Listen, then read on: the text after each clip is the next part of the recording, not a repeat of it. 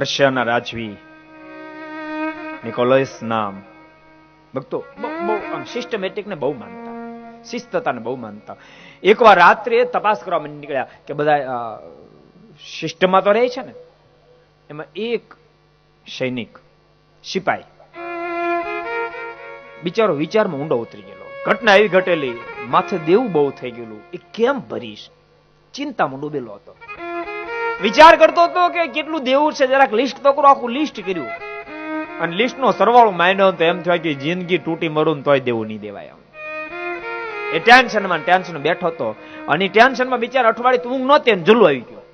કઠણાઈ હોય ને, દુબળા ને 2 જેઠ મહિના એવું આપણે કાઠિયાવાડમાં કહેવત છે. બીજા જોકો આવી ગયો.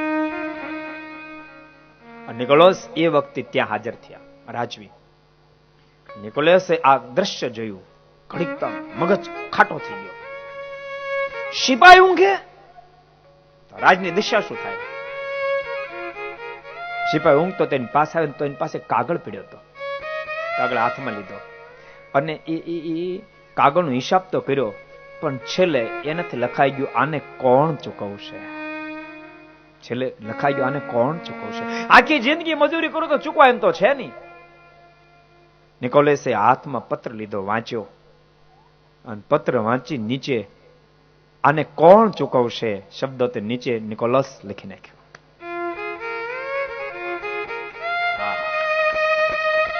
જીવન જીવજો, બસ જીવન જીવજો.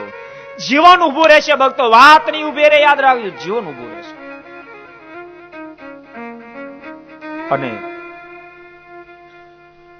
નિકોલસ લખી તો નાખ્યું, તરત પાછા જઈ ખજાનસીને કીધું, હિસાબ પ્રમાણે લિસ્ટ તો હતું જ, એટલા રૂપિયા લઈ અને સિપાઈ લઈને જે આવતો હોય નિકોલસ, એ જ વખતે આ બાજુ પેલો સિપાઈ જાગ્યો અને જાગીને જોયું તો સામે નિકોલસ આવતો પોતે રાજવી હોય.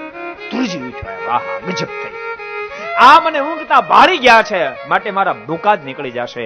ભક્તો આ કથા એ બતાવે છે, ઊંચાઈ પ્રાપ્ત કર્યા પછી કોઈના ભૂકા કાઢવાનો સંકલ્પ નહીં કરશો. ઊંચાઈ પ્રાપ્ત થયા પછી ભક્તો બીજાને મદદ કરવાનો સંકલ્પ કર્યો. ઠાકોરજી રાજી થશે, ઠાકોરજી રાજી થશે. ધ્રુજી ઉઠ્યો, આંખમાં આંસુ ભરાયા. નિકોલસ આખી વાતને સમજી ગયા. આગળ આવી અને કીધું, માથા પર હાથ મૂકીને, બાપ ધ્રુજીશની ચિંતા નહીં કરી, લે આ રૂપિયા.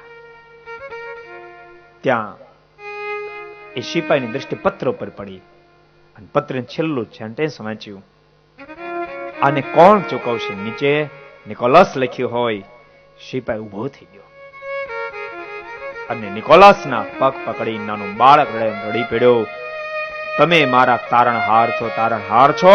હું પરમાત્માને પ્રાર્થના કરું છું, મને જ્યારે જ્યારે માણસનો દેહ મળે ત્યારે માલિક તમારા જેવો મળે, માલિક મને તમારા જેવો મળે.